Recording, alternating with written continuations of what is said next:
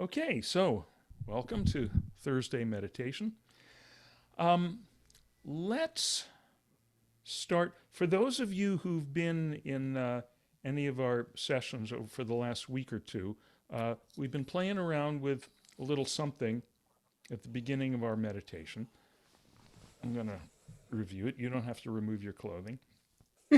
Um,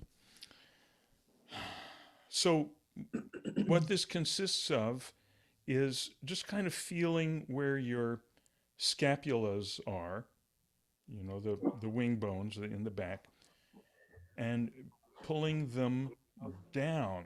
Just, it's a little tricky thing because it's not a thing we normally consciously do. Um, Little bit like wiggling your ears, except that you can do this. You pull, so you pull the scapulas down and then squeeze them together, and then they're down and they're together, and you push them forward so they're pushing quite hard against your heart, and let that push you into an arch, and then relax. Okay. Um, oh, I gotta mute people. You'd think after I've done this a few hundred times, I would remember everything I have to do. Okay. So, um, once again, uh, pulling the scapulas down together quite hard, really pushing them, not straining, but pushing them so you can really feel, and then forward into the heart, really push them hard against the heart. So it really pushes you into an arch, and it feels like whatever kind of crust, like psychic emotional crust might be there on your heart center, it's breaking it up. And as you and we're going to do it again in a moment. As you do it, have the idea that the trajectory, that the way the scapula are pushing the heart center, it's pushing it kind of up at a 45-degree angle. Okay, so it's like up and pushing, just kind of detonating the heart center, exploding it into the boundless sky of existence. Okay, so that idea of up at a 45-degree angle. Okay, so again, scapulas down and together, and then forward and up, and that pushes you into the arch and just explodes the heart center open. That 45-degree angle just exploding into space. And then relax. And as you relax, you can go actually into the kind of the opposite. You can curl, tuck your tailbone, and it'll feel good to your spine to go the other way. Tuck your tailbone, and then kind of re-stack the spine. Okay, and this is easier to do if you're not sitting, back against the sofa or something. If you're, I'm actually on the edge of a little stool here. Is the best. You could do it on the corner, like take a kitchen chair or something, turn it diagonally, sit on the corner of it, something like that. So you can play with that on your own. Um, Let me say this because I'll forget afterward. I want to encourage you to play around with this sometimes as the lead in to your meditation. I mean, there are other things that we do sometimes, of course, mantra and breathing and so forth. But I'm interested in if we can, as a little bit of a group thing, be playing around with this. And also, I want to encourage you to experiment with bringing this into your day, not just at the beginning of meditation. So when you're just taking a walk, okay, there's a tendency um, for many of us to, you're walking and you're a little bit like this, right? So just as you're walking along, drop the scaps, right?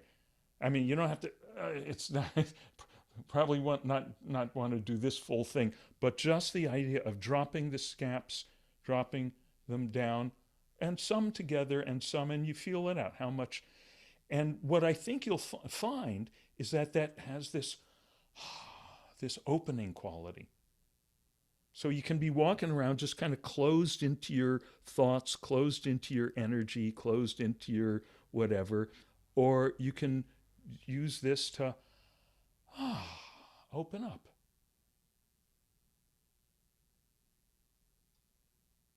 And and then put a little attention as you're doing that. Hang on. Cooperate, microphone stand. Where's my technician? That's what I want to know. Where's my tech crew? Okay. Um, yeah, I think you'll find that this also encourages you to kind of stack your spine. All right. So you pull the scaps down, a little bit together, a little bit against the heart, and then because that pulls you up, now you're in a good position to just kind of consciously, oh, where's the bottom of my spine? This should be, am I leaning ahead of the base of my spine or behind it? Or I can just be centered over it.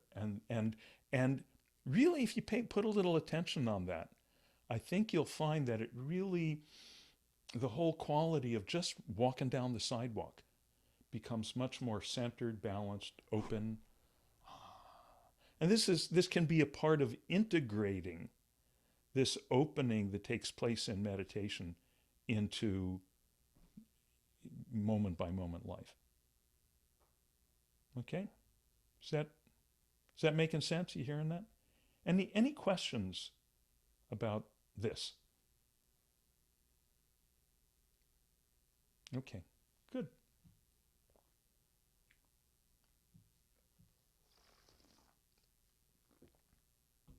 So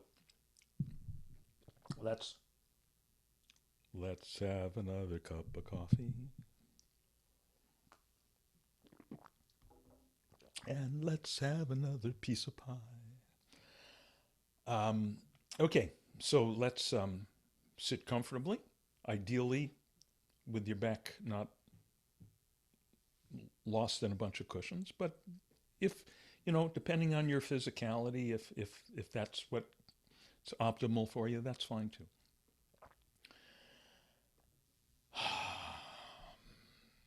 And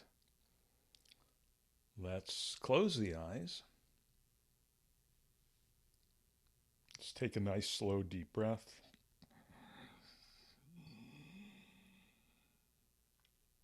Just rest for a minute with the breath retained, and then open the mouth, release.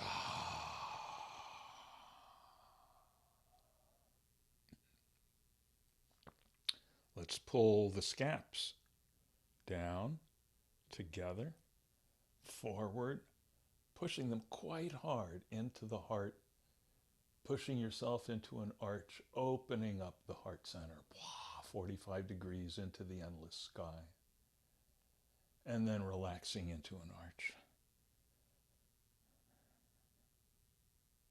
And then restack the spine.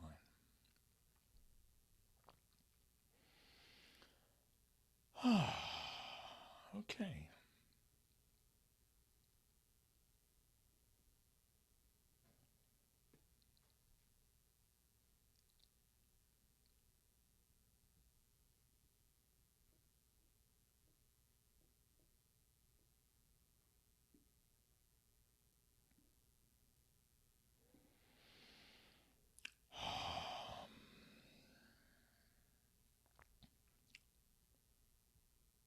So we're already sitting.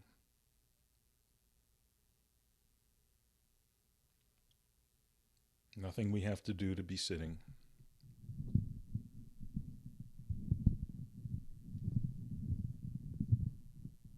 We're already aware. Nothing we have to do to be aware.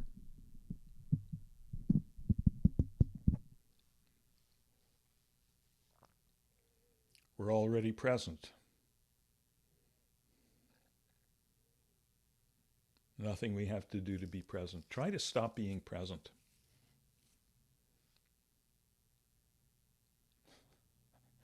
Kind of makes my cranium hurt to even try to feel how to do that. So okay, stop doing that. Try to stop being aware. Yeah, it's ridiculous. We can't help it. This present awareness, this aware presence, is what's left when everything else goes away. It's what's there before anything else shows up. And it's there while everything else is here. It's the baseline, it's the screen. It's the open space of the puppet theater within which the puppet show of our lives takes place. So just rest into that open space of aware presence. Just rest into it. That's all.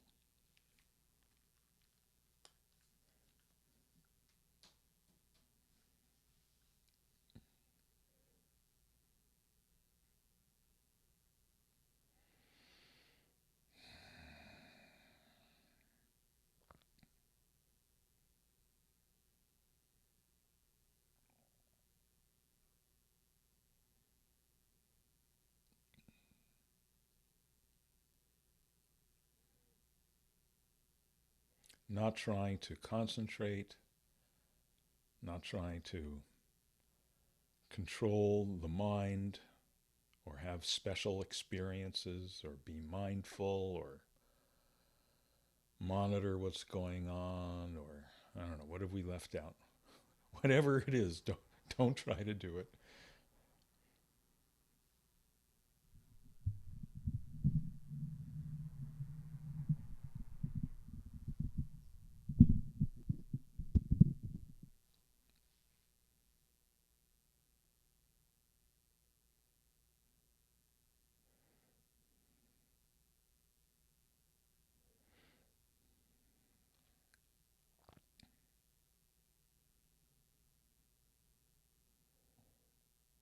Every time you find yourself, even just that little impulse of, oh, what if I try to do this? Or what if I lean it a little more to the left or a little more to the right? Just relax out of that idea. Relax out of that thought like any other. Relax into this aware space which is already here. Anything we try to do about it is just, it's just like scrawling more graffiti on the side of the beautiful mountain. The mountain of beingness is here. We can't get rid of it.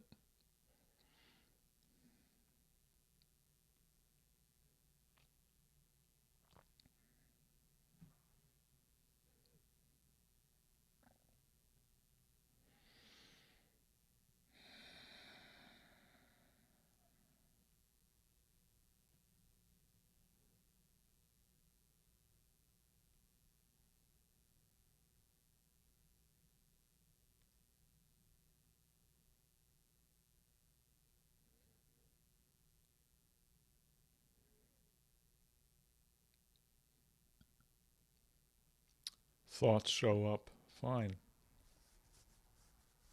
Feelings show up, fine. Sensations, sounds show up, fine. Did you do anything to make them show up? No. And that's exactly how much doing is involved in their moving on. They show up by themselves, they move along by themselves. And if they don't move along. If they haven't moved along yet, that's perfect also. They're just not a concern. They belong there. They're part of the texture, part of the grain of this mountain of aware presence. The presence of this little pebble here or that rock there doesn't detract from the immensity of the mountain. And by the way, this doesn't mean try to visualize a mountain. That would just be another project. It's just a metaphor.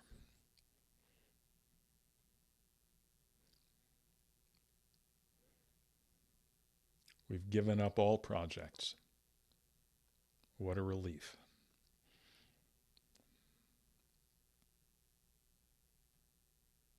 We're just resting in this space that's here before our projects are launched and after they've failed.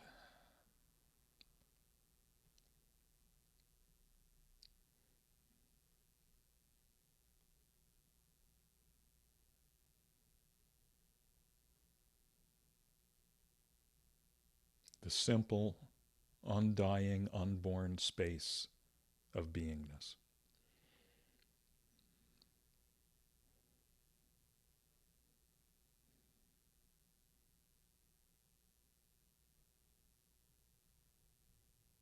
Just resting in that, just resting as that.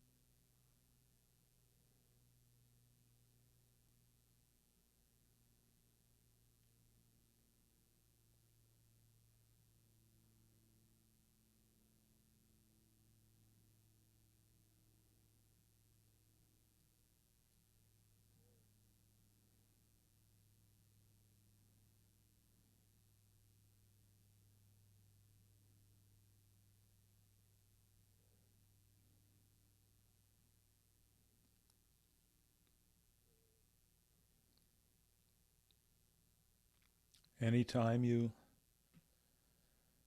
find yourself trying to get rid of something, just relax out of that project. Relax back into this space, which is here before all projects. If you find yourself trying to accomplish something, figure something out, obsessing with something, just relax out of that project. Relax into this space of beingness. This space which is before, during, and after everything.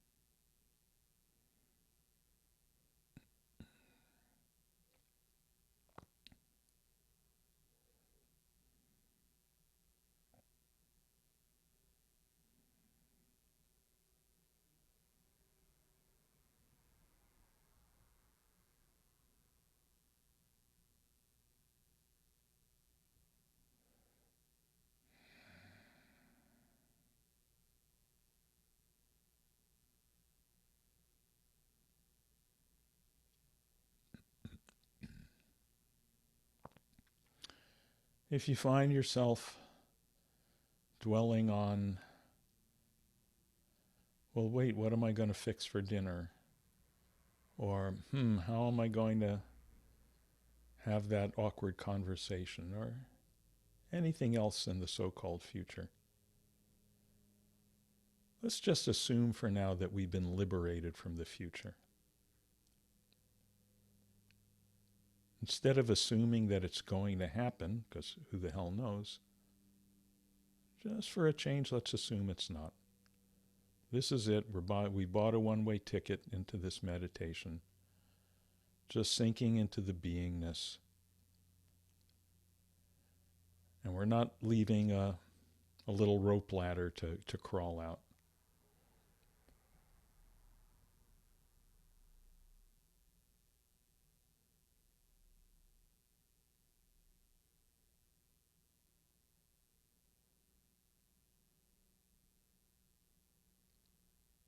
Nothing to do differently, just letting go of that assumption of an afterward.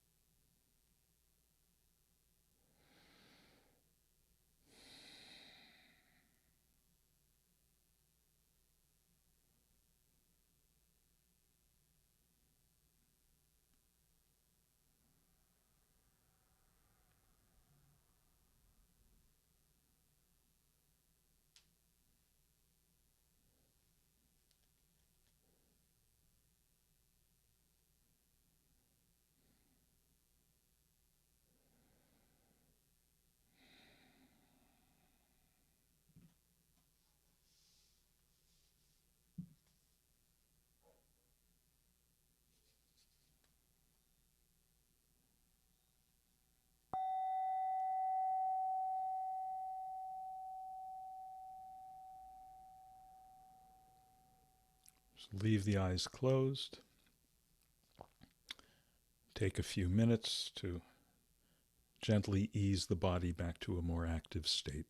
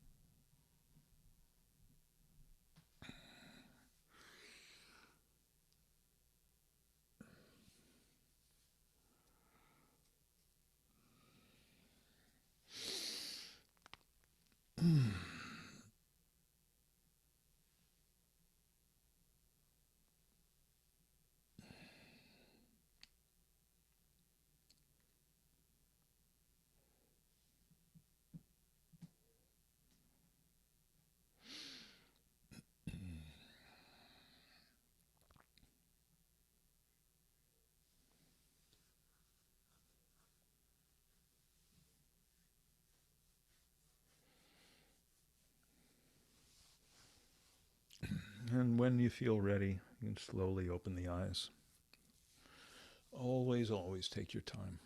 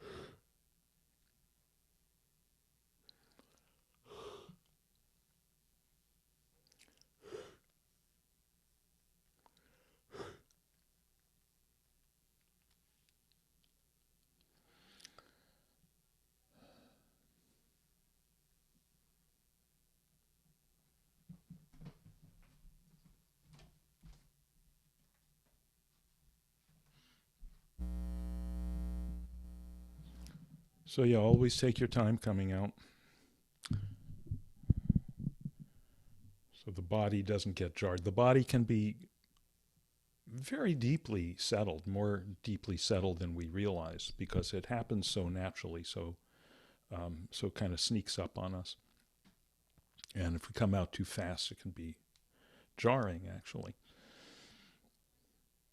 If that happens to you sometime, and then you might find yourself feeling a little bit unsteady, or get a headache, or something like that, and of course it's not fun, but in a way, it's kind of a funny confirmation that meditation works. That doesn't matter if I feel subjectively settled down or not. Physiologically, it's happening.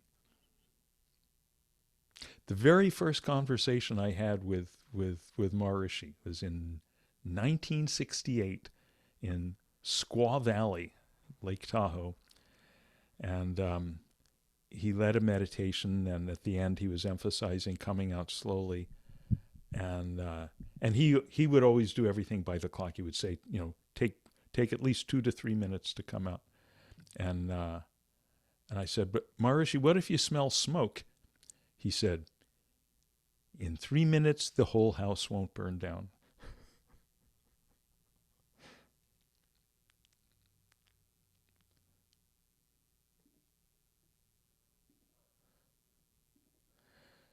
So how's everyone doing? Any questions? Any questions about, or observations about anything tonight?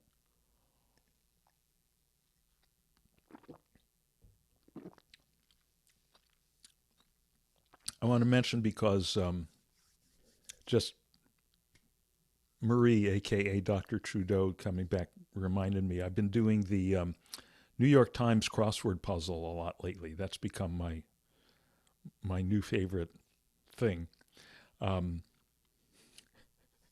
It's good as the brain gets older to remind you what words mean. But I've noticed there's, by the way, there's a cool app you can get for your phone. So, when your partner is, when you're in bed late at night and your partner's doing something boring like sleeping, you can be doing the crossword on your phone on the app. Um, but I've noticed there's certain words that occur over and over. Apparently, they are useful for constructing crosswords. And one of them is oboe. There's like not a week that goes by, I don't think, that the time New York Times crossword doesn't have at least one day with oboe in it. Um, what are some of the also eek, EKE shows up a lot, and I have to write these down. There's about a dozen or so that keep recurring. And you can see they keep trying to come up with fresh creative ways to word the clues, so it's not the same clue every time. But when I see something about it has two reeds, I go, oboe. Yeah, Carol.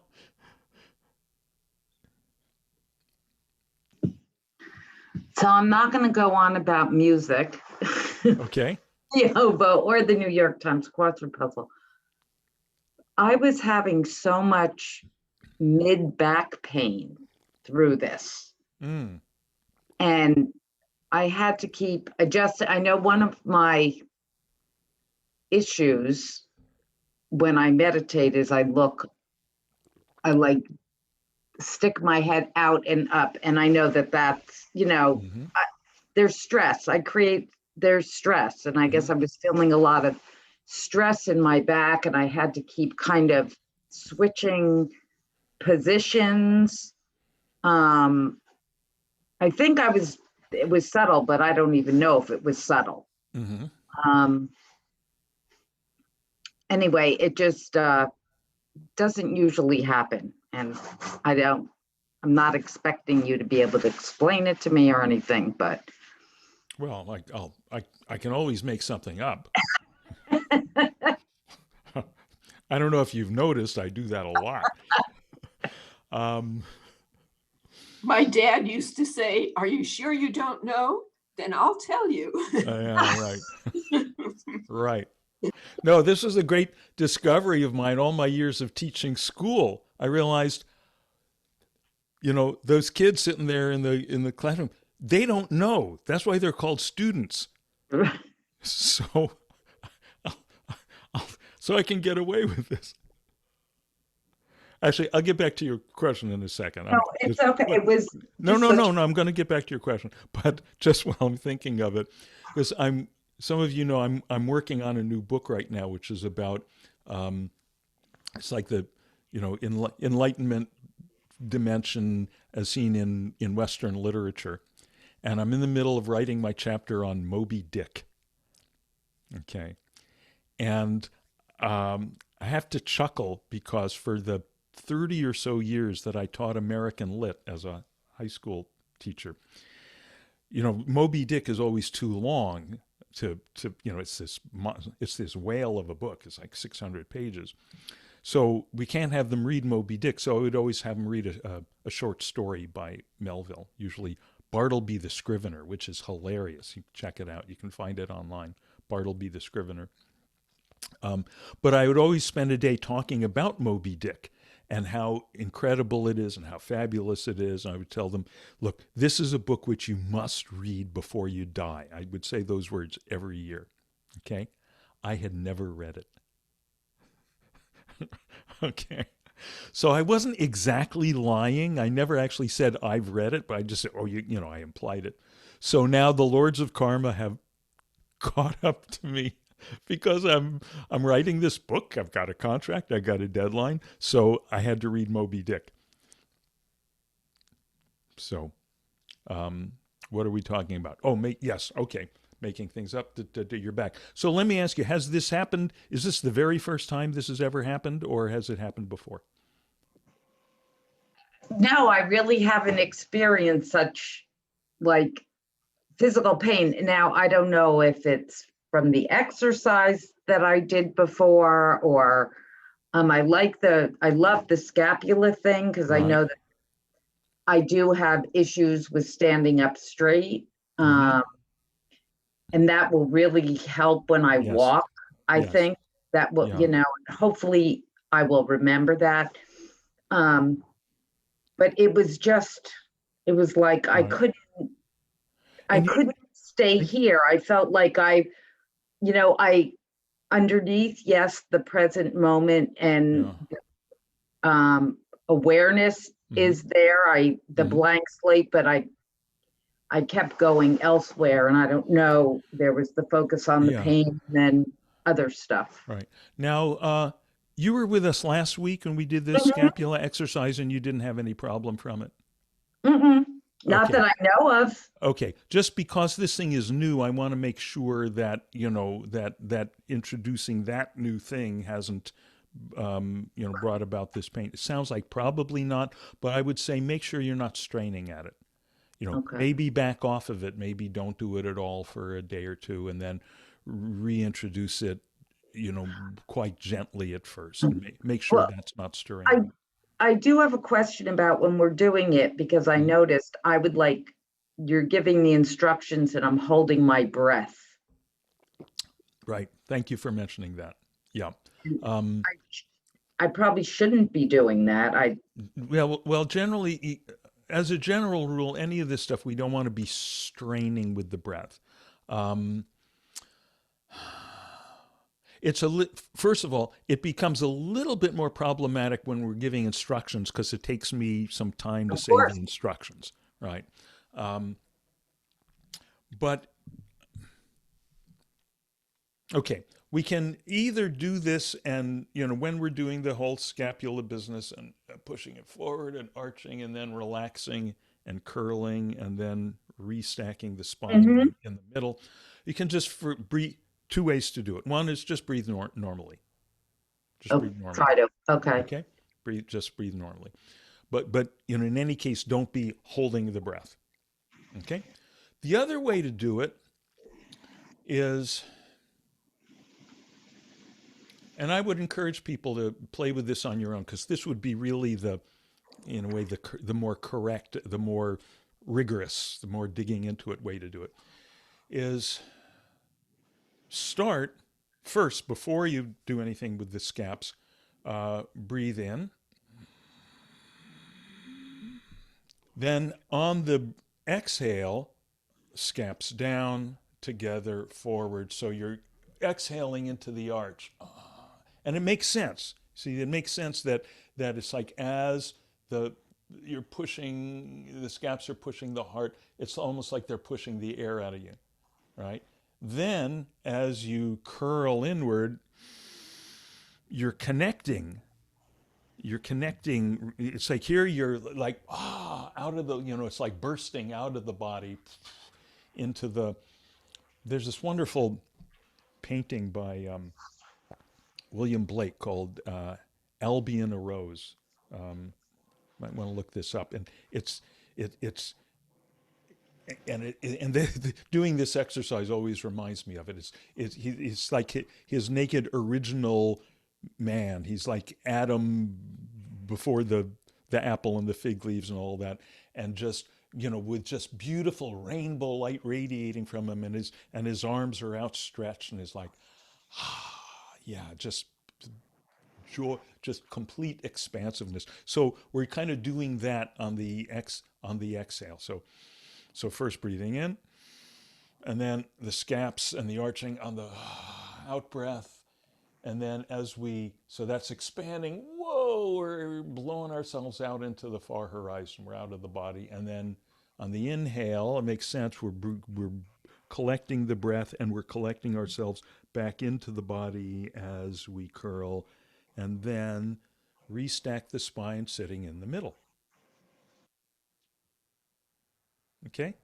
So Mhm. so I'll just say it one more time so people remember it. So first we're just sitting normally and we breathe in.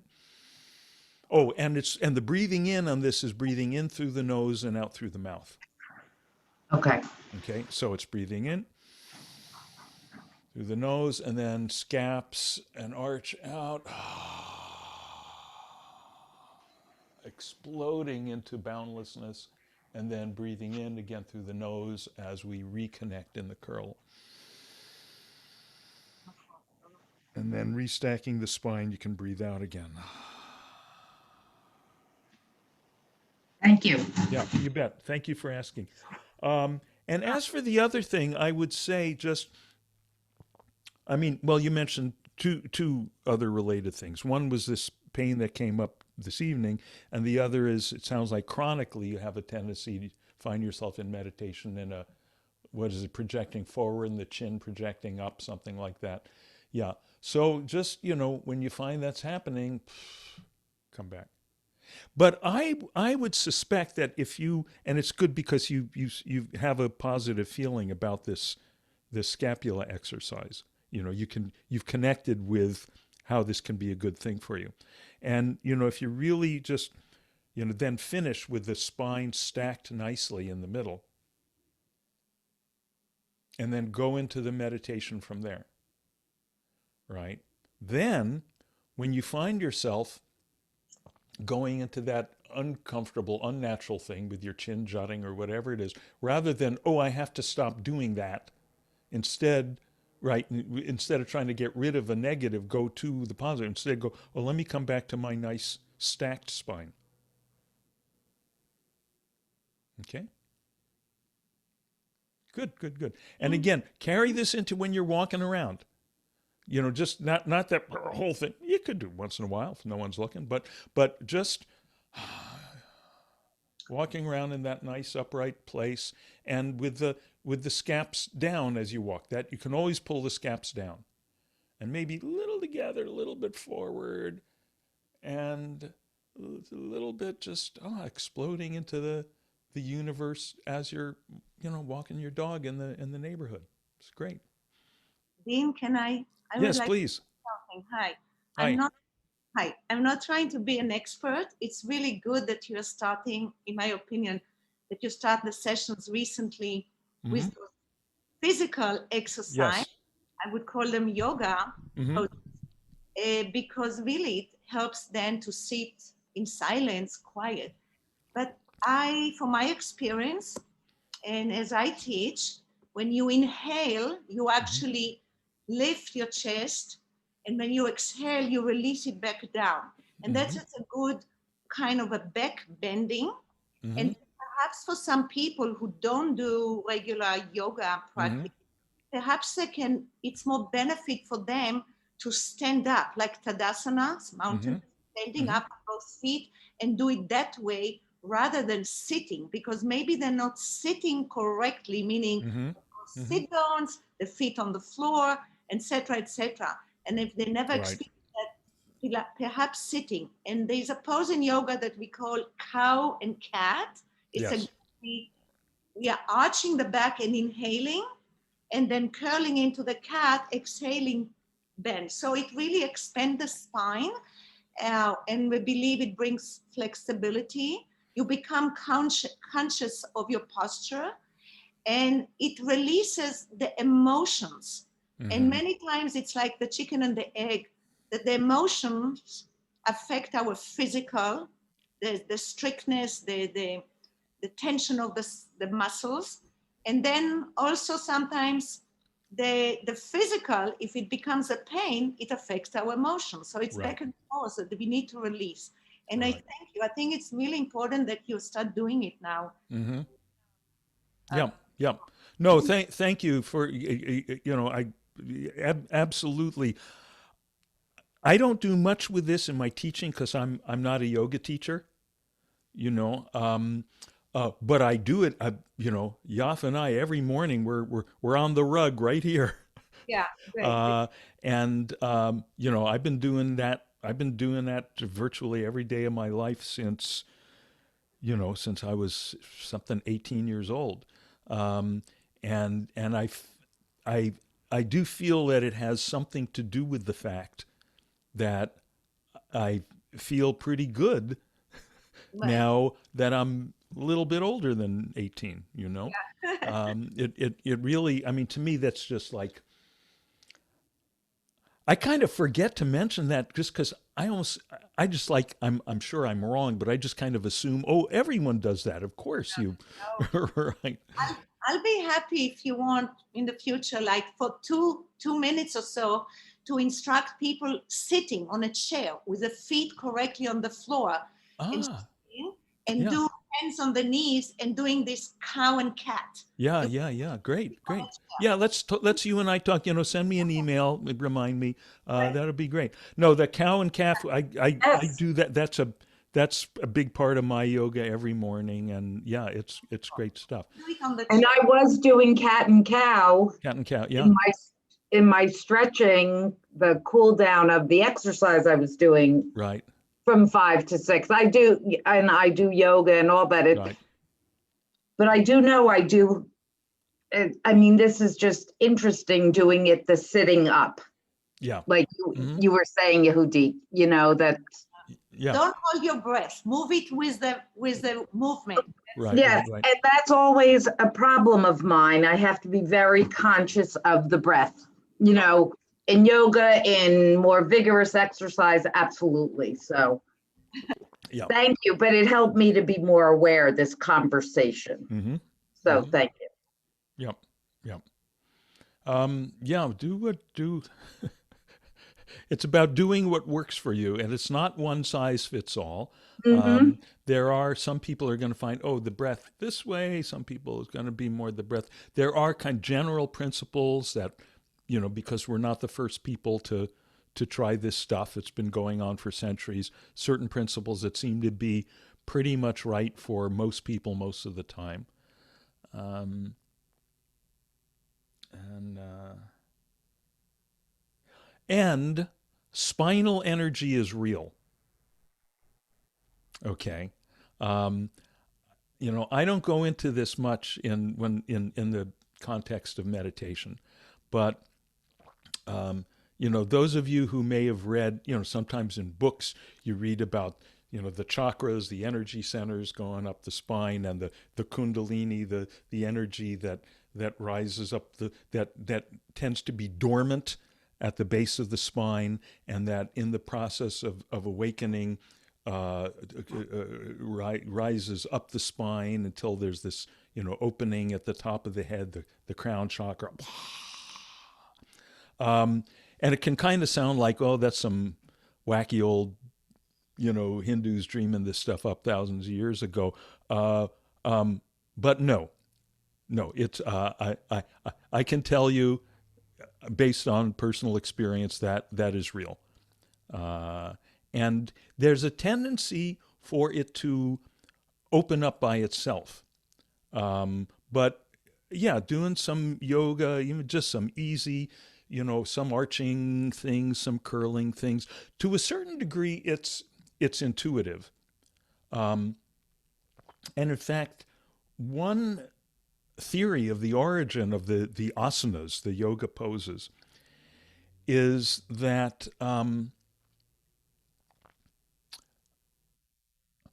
because that it's not that, okay, the ancient yogis. First of all, the word yoga does not mean anything about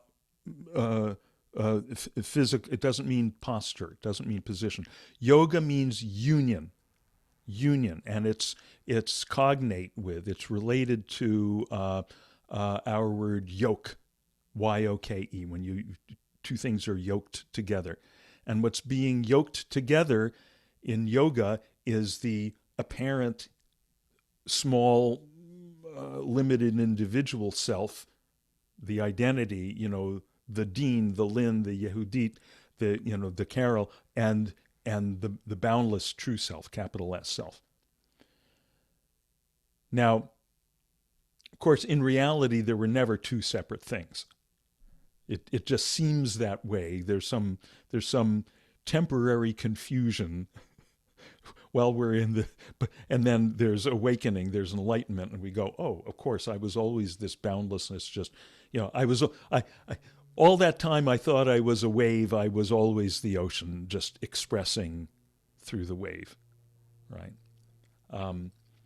So that's what yoga really means. Now, there's so all the things that we can do to help bring that about are just, they are means of yoga. They are um, in the ancient texts they talk about various forms of yoga. They talk about jnana yoga, which is the union through deep insight, which is what we're doing or attempting to do in these post-meditation conversations. This is jnana yoga. Meditation itself would be classified as Raj yoga.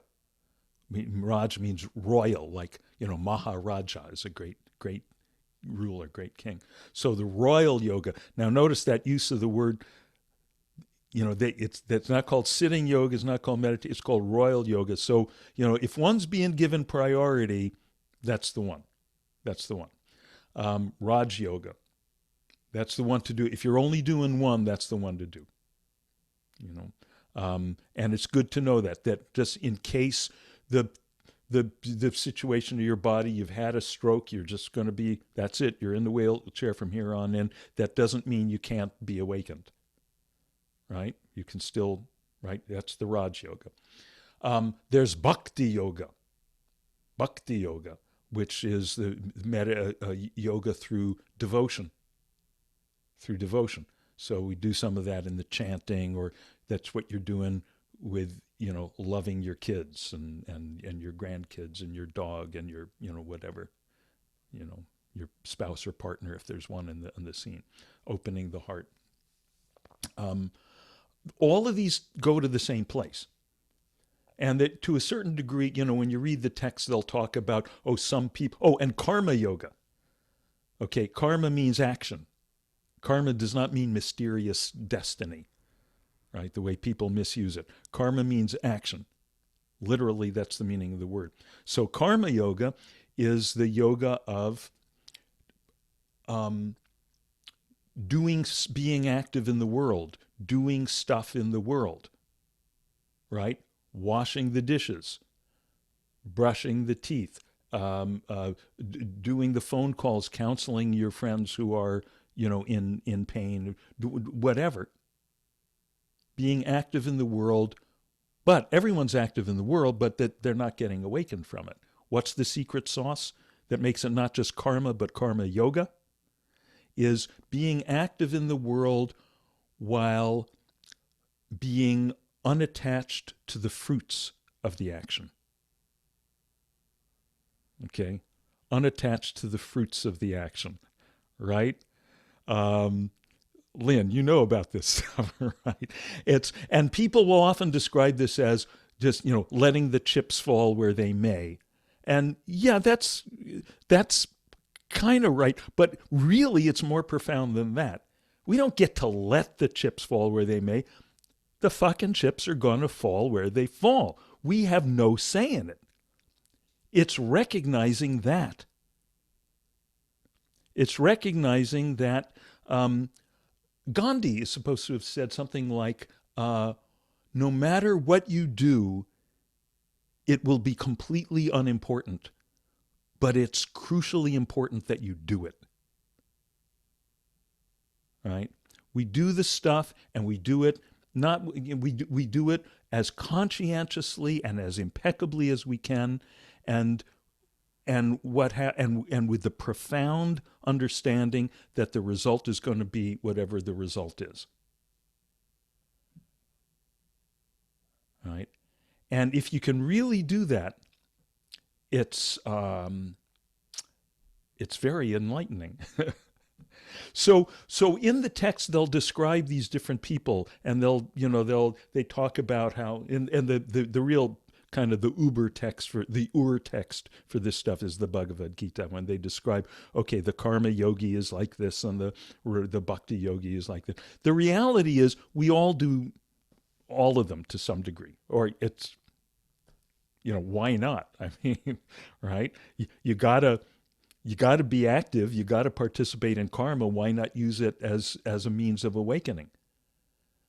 You gotta love somebody. You gotta love something, right? Use it as a means of awakening. Use it as a means of seeing, oh, what is this love thing that's going on? What is this love thing that's going on? What's really is it just an emotion?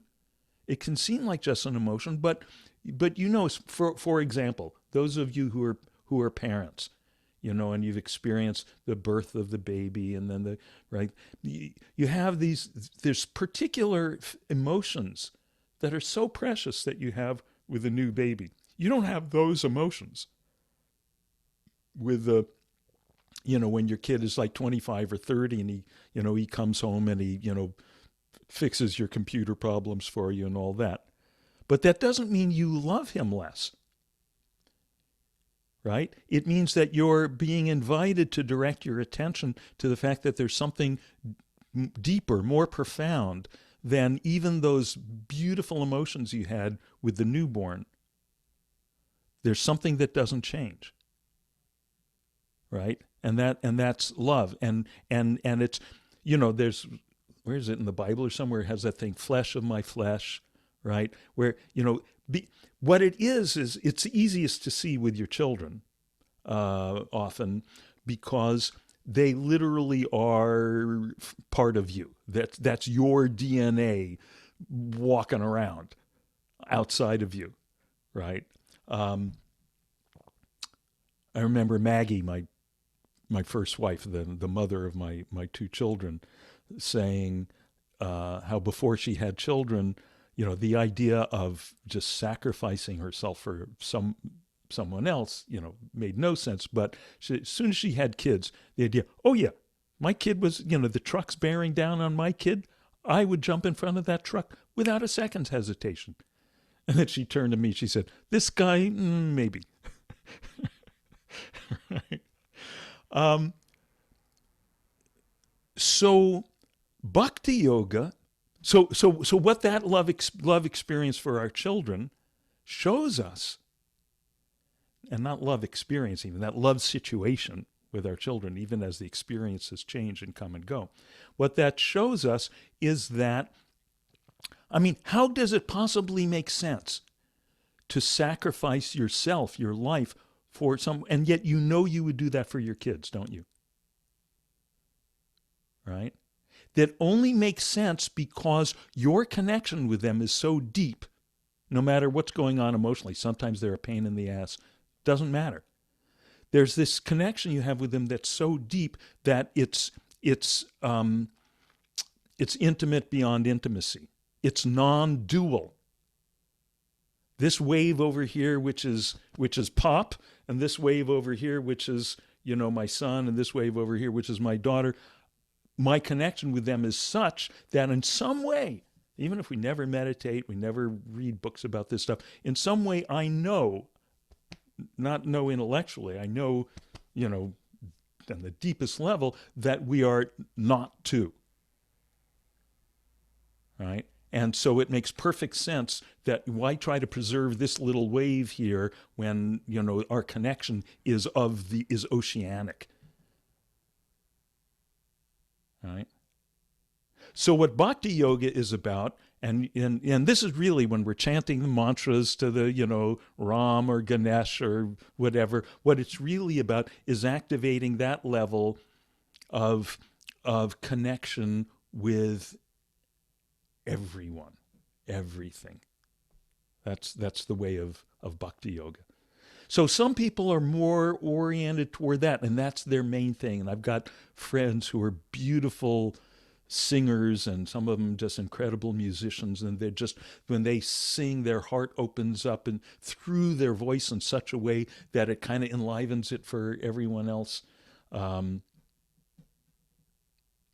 me, just while I'm saying this, I've mentioned him before, Jai Uttal, Jaiuttal, who to me, for me anyway, he's the guy that when he sings, he's just such a beautiful yogi, and that the quality of his devotion is so superb, and he happens to be a superb musician. And you can find his stuff online. So it's Jaiuttal. is his first name, Jai, and his second name, Uttal, Uttal. He's an American, lives in Northern California. And he sang at Yafa's and my wedding. It was so lovely. We got married at Bhakti Fest. It was a kind of a Bhakti Yoga Woodstock out in Joshua Tree, out in the desert. And his wife, wonderful yoga teacher and dancer from Brazil, Nubia. Nubia married us, and Jai sang at our wedding. So very. And, I know his sister, Jody. oh, really? Lives here in Venice, and I know her from yoga. Oh, yoga no kidding. for Oh, years. She comes for years to yoga, but now, of course, we don't see her. yeah. So I don't know her. I didn't even know he Answer, had a but I sister. know about him. Yeah, yeah, Really good, nice. yeah. You gave a few weeks ago. You gave last month already. His Oh, a link. Yeah, yeah. It was wonderful to listen to his music. It's yeah. And he tells the stories. Yafa and I have been to his kirtan camp a couple of times. Once in Northern California and once in India. And when this quarantine stuff is done, and they start revving that up again, if this is interesting you at all, he's been doing it recent years. They've been doing it in Mexico, in some beautiful resort place in Mexico, I think somewhere. His kirtan camp is just one of the best things I've ever experienced. Spent a week or so with people sitting around. He tells the stories. He tells the whole story of the Ramayana, which he's told to his little son growing up. So he's just like a papa, telling stories at bedtime. It's great. Yeah, all this stuff's great. By the way, so we've got Raj Yoga, and again, it's like what you happen to be wired for, what you're built for. My tendency is such that I don't have the skills as a singer or a musician. I'm too clumsy to teach anything physical. My tendency, my proclivities are for the Raj Yoga. Now that's also my bias. And so my bias is, I like the fact that this is the one that's called Royal, and that this is the one to do if you're only doing one. Now let me say one thing about Hatha Yoga, which is the physical yoga, the yoga of with the asanas, the posture. What we think of when Westerners hear the word yoga, what you're thinking of is Hatha Yoga, right? Doing the postures, which, as I said, I think is just so invaluable. I do it every day. It's not mentioned in the ancient texts. In the Bhagavad Gita, they go through the different yogas. Hatha Yoga is not there. There's some of the ancient diagrams. They show people doing postures. Now, one of the theories is that it's kind of a cart before the horse thing, that the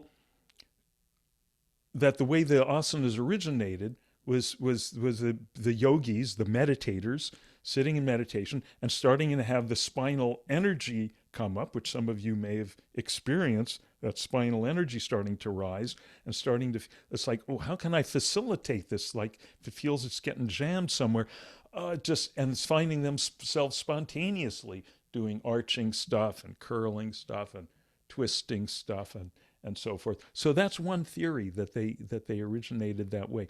But the foundational text for the Hatha Yoga,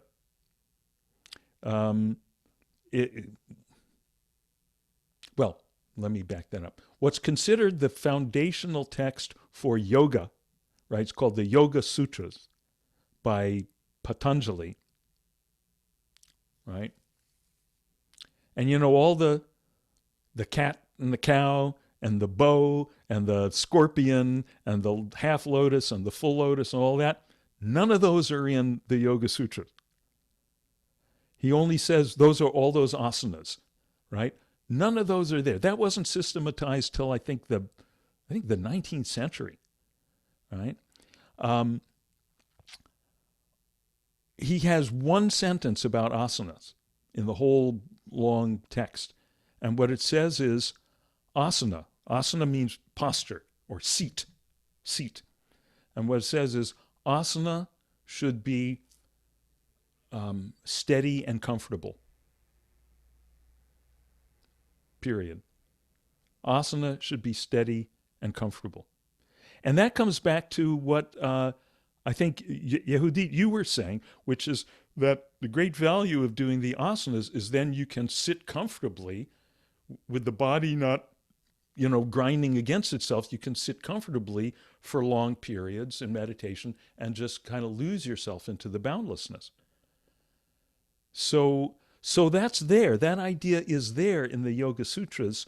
But sometimes, it becomes like an end in itself, like, oh, if you master all 108 asanas, then this will be a great accomplishment. And again, if you're oriented toward that, God bless, that's great. But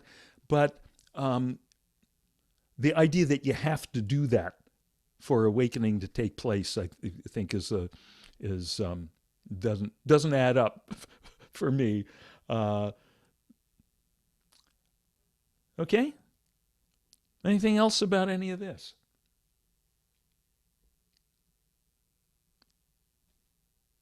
Anything else about anything else? Carol, is your hand up again? No. Okay. Your digital hand was up. Okay, let's do a little bhakti. Hang on.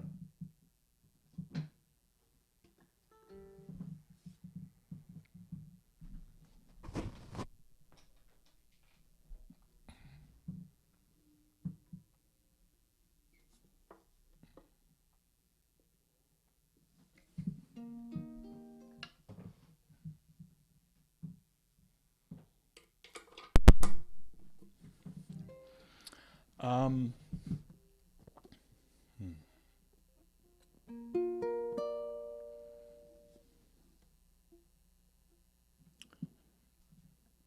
So you can let this wash over you, or you can sing along. But again, what is bhakti? What is the singing mantra is about? It's not about performance. It's not about trying to, be operatic or anything. It's about just opening the heart.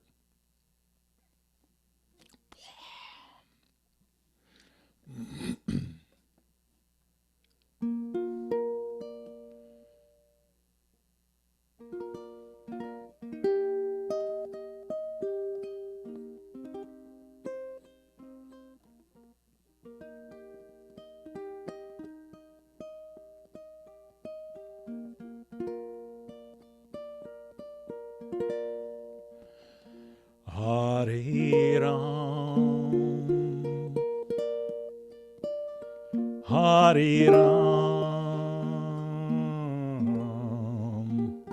Rama Rama, Hare Hare, Hare Krishna, Hare Krishna, Krishna Krishna, Hare Hare, Hare Ram, Hare Ram, Rama Rama, Hare Hare, Hare Krishna, Hare Krishna, Krishna Krishna, Hare Hare.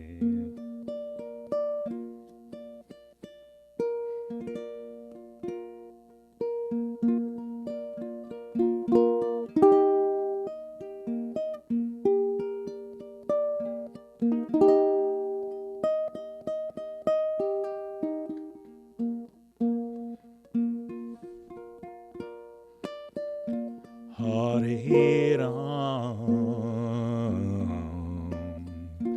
Hare Ram,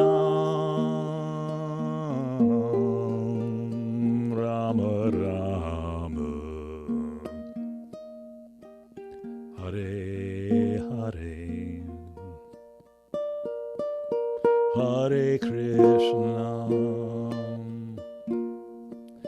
Hare Krishna, Krishna Krishna, Hare Hare, Krishna Krishna, Hare Hare, Krishna Krishna, Hare Hare.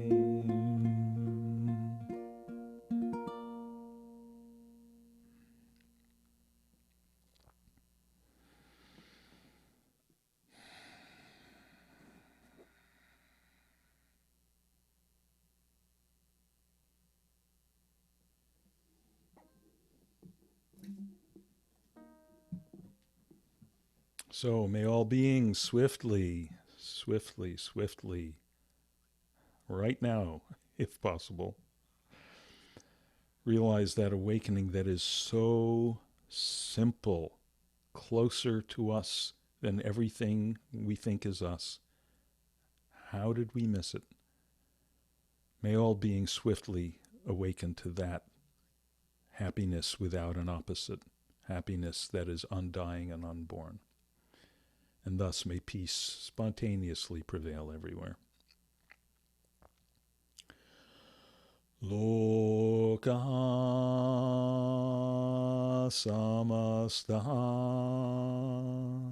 sukhino bhavantu. Loka samasta sukhino bhavantu. Loka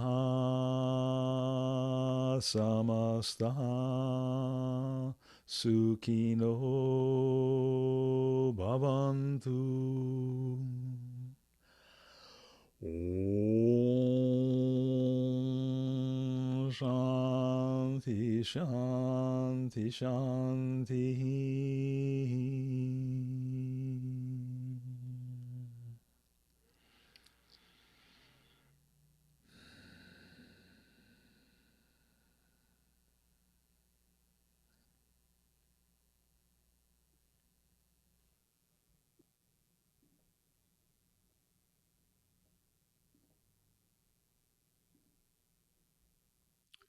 Thank you, everyone.